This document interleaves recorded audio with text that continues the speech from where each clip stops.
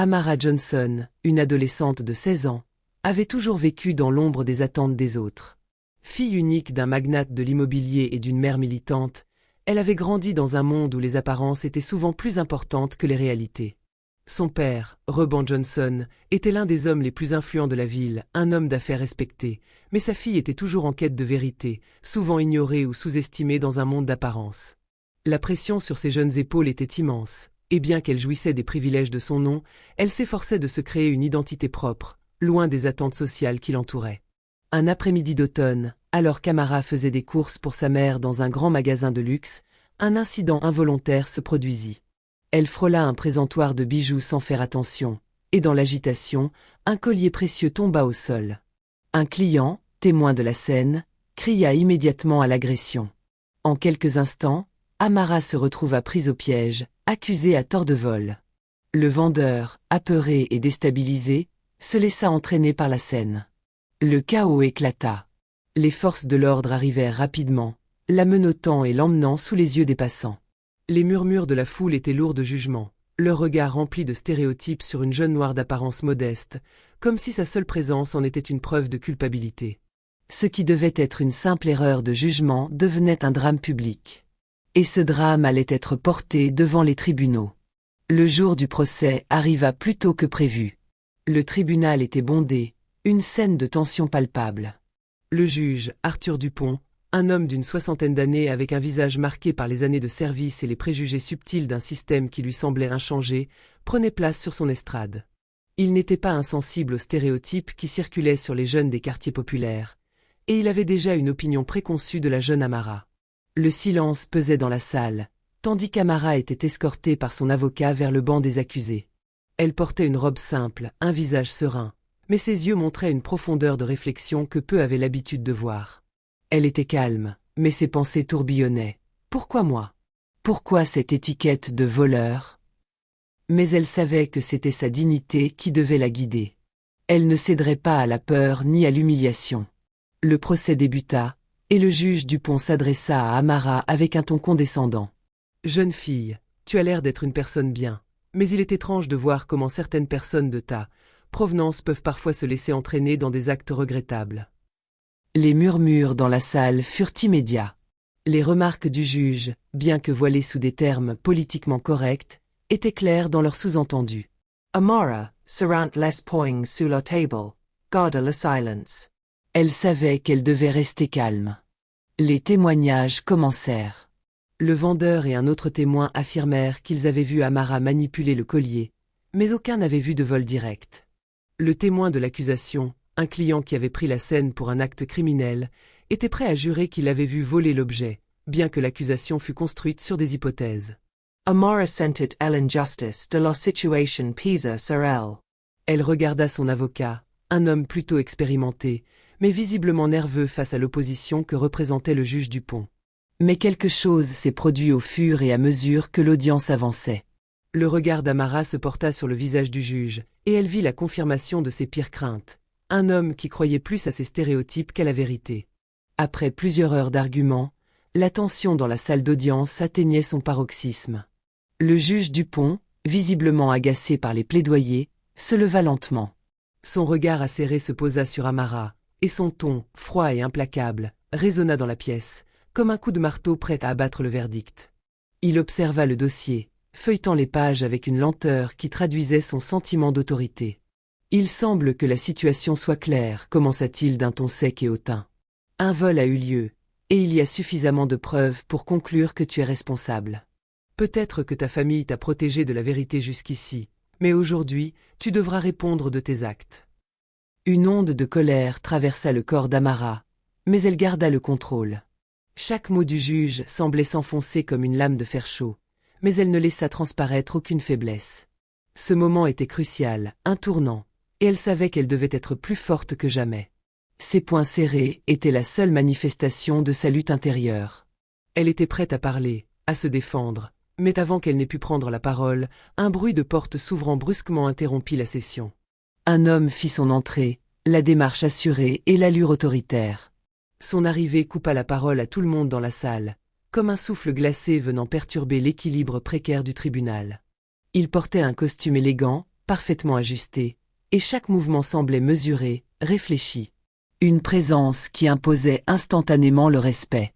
Je m'excuse pour l'interruption, mais il semble que nous ayons une erreur de compréhension ici, dit-il, sa voix résonnant avec une autorité incontestée. Ses yeux se posèrent directement sur le juge Dupont, et quelque chose dans son regard fit changer l'atmosphère de la salle. Le juge se tourna instinctivement, visiblement surpris par cette interruption inattendue. L'homme s'avança jusqu'au banc des accusés, et d'un geste calme mais déterminé, déposa un document officiel devant le juge. Ce geste provoqua une réaction immédiate. L'avocat de la défense blêmit, et le juge Dupont se leva d'un mouvement presque imperceptible, son visage se décomposant à vue d'œil.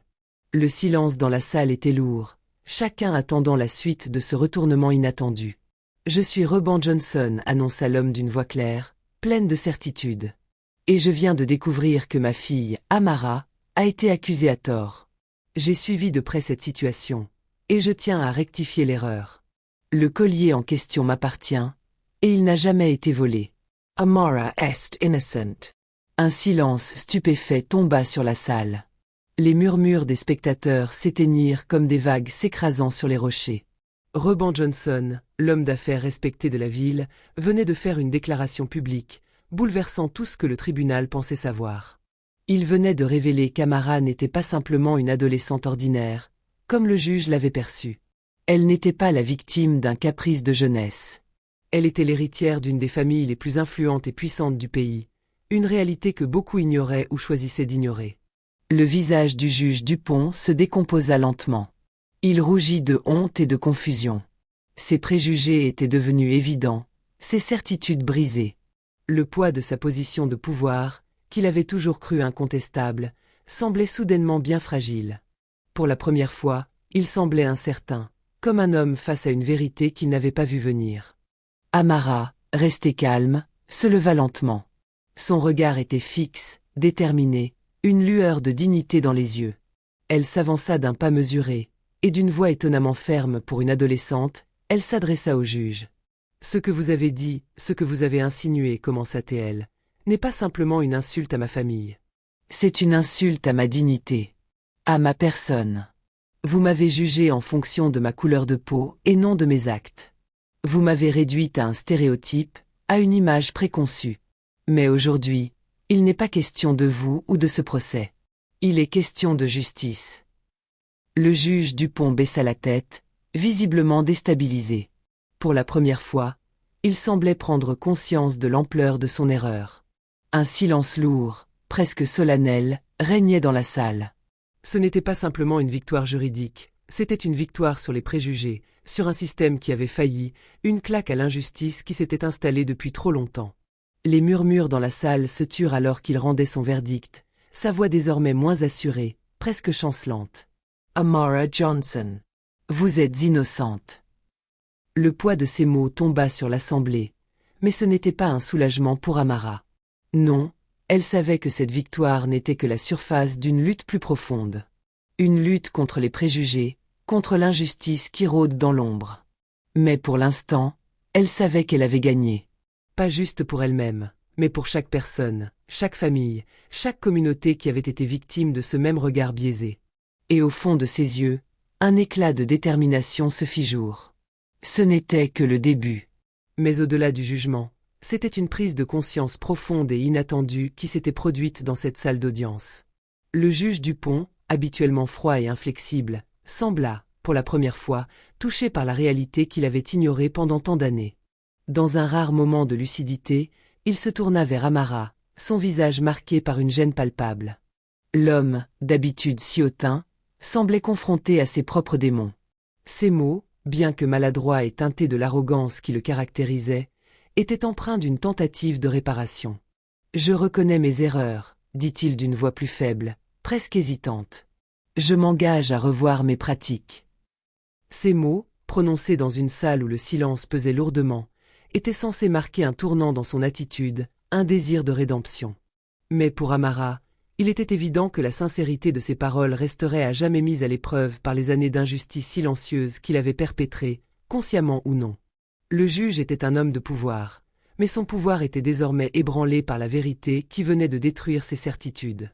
Amara, cependant, ne s'attarda pas sur cette confession, ni sur les tentatives de réparation du juge. La justice qu'il venait de rendre n'était qu'un acte parmi tant d'autres dans un monde où le système, à l'instar de Dupont, était encore empreint d'une longue histoire de préjugés raciaux. Elle ne se réjouit pas de cette victoire, qui, même si elle était légale, ne comblait pas le vide laissé par les humiliations et les blessures invisibles causées par ce processus. Elle se leva lentement, son regard intense et respectueux fixant le juge, mais aussi tous ceux présents dans la salle. La justice n'est pas un acte que l'on rend uniquement lorsqu'il est évident, dit-elle avec calme, mais d'une voix ferme, assurée. Elle est une dignité qui doit être respectée à chaque instant. Ces mots étaient porteurs d'une sagesse bien plus grande que son âge.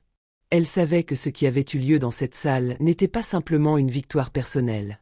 C'était un écho de ce que des générations avant elle avaient dû endurer, un cri de résistance contre un système obsolète qui laissait peu de place à la vérité, sauf lorsque celle-ci était imposée. À ces mots, le silence se fit plus dense, et même le juge Dupont, pris dans une contemplation silencieuse, sembla touché par la profondeur de ce qu'Amara venait de dire. Mais ces excuses étaient-elles suffisantes? Cette reconnaissance tardive était-elle sincère, ou simplement une tentative de regagner une façade de respectabilité après l'effondrement de son pouvoir? Alors que le tribunal se vida, laissant derrière lui un écho de murmures et de réflexions, Amara se retrouva seule au centre de la salle, mais ce moment marquait le début d'une nouvelle bataille pour elle. Elle savait que la route serait longue et semée d'embûches. Cette victoire n'était qu'un premier pas. Car pour elle, ce n'était pas seulement son nom qu'elle défendait, mais le nom de toutes celles et ceux qui, comme elle, avaient été jugés avant même de parler, avant même d'avoir la chance d'être entendus. Pour Amara, cette victoire ne faisait que soulever le voile d'une injustice bien plus vaste et systématique. Elle ne se battait pas seulement pour elle-même, mais pour une rééducation collective de la société face à ces injustices raciales profondes. Cette prise de conscience, aussi tardive fût-elle, devait servir de catalyseur pour un changement plus large. Pour chaque Amara, pour chaque famille, pour chaque individu soumis à la violence silencieuse du préjugé, il fallait réapprendre à voir au-delà des apparences, au-delà des stéréotypes, et surtout, respecter la dignité humaine comme un droit fondamental, inaliénable. Ce moment de justice, aussi symbolique fût-il, marquait le début de quelque chose de bien plus grand. Amara se tourna une dernière fois vers la salle vide, un léger sourire, mais une détermination visible dans ses yeux. Ce n'était pas la fin, c'était juste le commencement.